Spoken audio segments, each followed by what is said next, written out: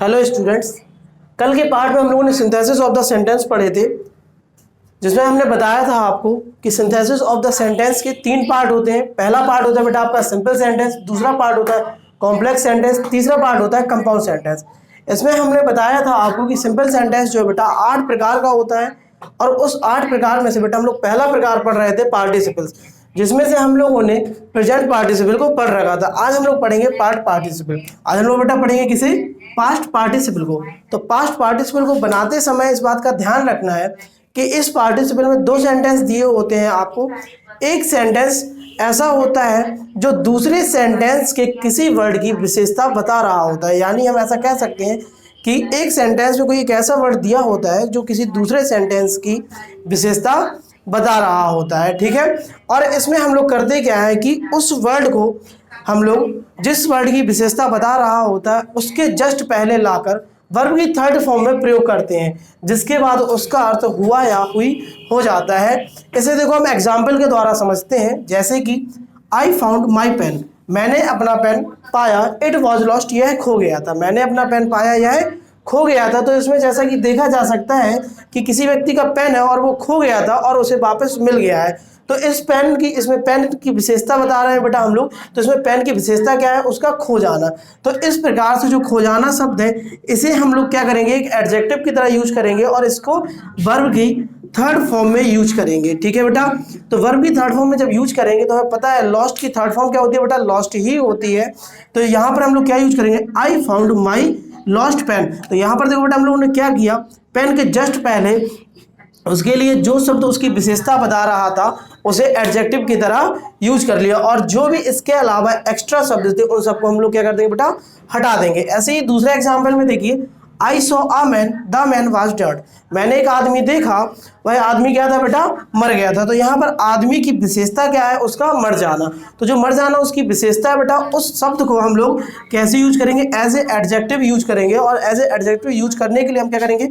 उस शब्द के जस्ट पहले ले आएंगे। तो देखो जैसा देख रहे हैं हम लोग, I saw a dead man, मैंने एक मृत व्यक्ति को देखा। तो देखो बेटा यहाँ पर हम लोगों ने मैन के जस्ट पहले किसे यूज कर लिया है? डेड को। और डेड की बेटा कौन सी फॉर्म लगाएंगे हम लोग बेटा यहाँ पर? तो थर्ड फॉर्म ही लगाएंगे, क्योंकि जो डेड किसकी थर्ड फॉर्म होता है बेटा? तो ये होता है आपकी डाई की थर्ड फॉर्म होती है, ठीक है। नेक्स्ट एग्जाम्पल देखो, आई हैव अ शर्ट, मेरे पास एक शर्ट है। इट इज टॉर्न, यह फटी हुई है, ठीक है। तो I have a torn shirt, यहाँ पर शर्ट की विशेषता बेटा क्या थी? शर्ट का फटा होना। यहाँ पे शर्ट की विशेषता क्या है? कि यह फटी हुई है। तो जो फटी हुई विशेषता उसकी, उसे हम लोग क्या करेंगे बेटा? उस शब्द के जस्ट पहले लगा देंगे। कहाँ लगा देंगे बेटा? उस शब्द के जस्ट पहले लगा देंगे। और इस प्रकार से हम अपना क्या कर लेते हैं बेटा? पास्ट पार्टिसिपल बना लेते हैं। तो देखो एक जल्दी से हम इसका रिवाइज करते हैं। पास्ट पार्टिसिपल की विशेषता क्या होती है बेटा?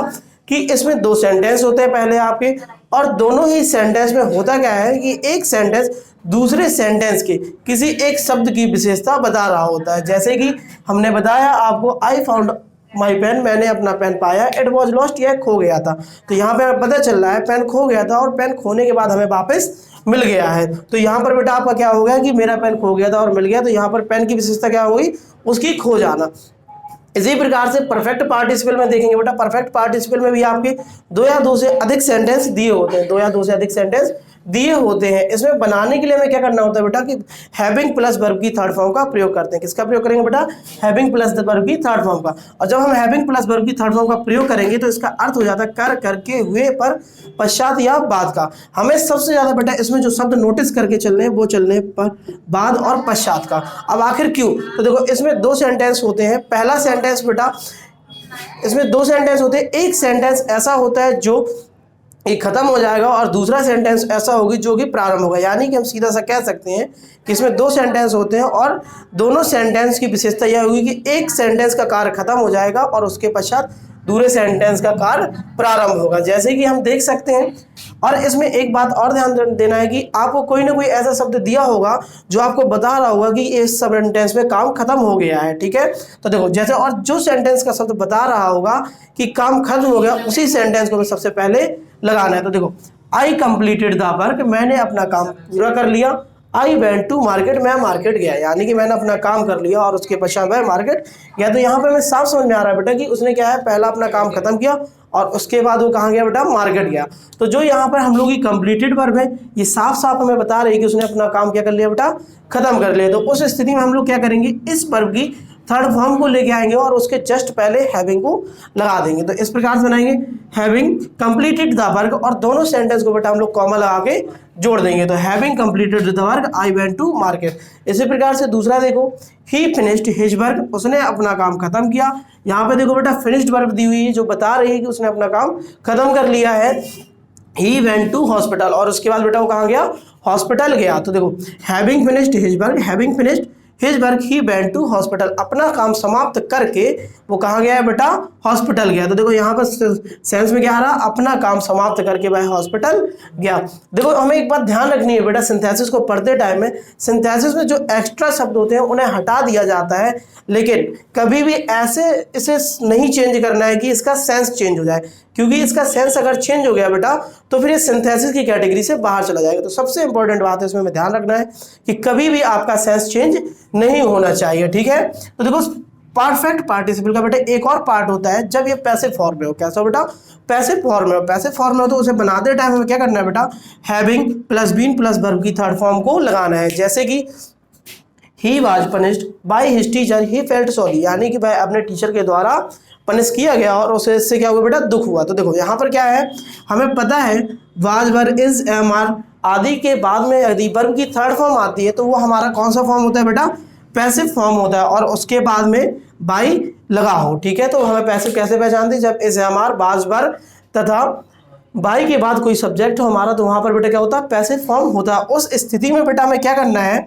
कि वर्ब के जस्ट पहले हमें बेटा क्या लाना है, हैविंग बीन लाना है और पनिश्ड लाना है। हैविंग बीन लाना है और उसके जस्ट बाद में क्या लाना है बेटा, वर्ब की थर्ड फॉर्म को लाकर उसके बाद पूरे सेंटेंस को सेम नोट कर देना। ऐसे हमारा क्या बन जाएगा, परफेक्ट पार्टिसिपल बन जाएगा। तो देखो आपको समझ में आ गया बेटा।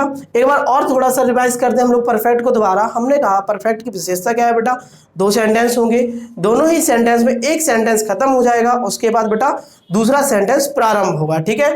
जैसे कि पहले एग्जांपल में देखा जा सकता है, I completed the work I went to market, मैंने अपना काम समाप्त कर लिया और फिर उसके बाद क्या है बेटा, वो व्यक्ति बाजार गया। तो यहाँ में साफ समझ आ रहा है कि उसने पहला काम क्या कर लिया, अपना खत्म कर लिया और उसके बाद बेटा वो बाजार गया। तो इस स्थिति में हम लोग क्या करते हैं कि वर्ब की थर्ड फॉर्म लगाते हैं और उसके जस्ट पहले क्या लेके आते हैं बेटा, हम लोग हैविंग को लेकर आते हैं। अब समझ में आ गया होगा आपको।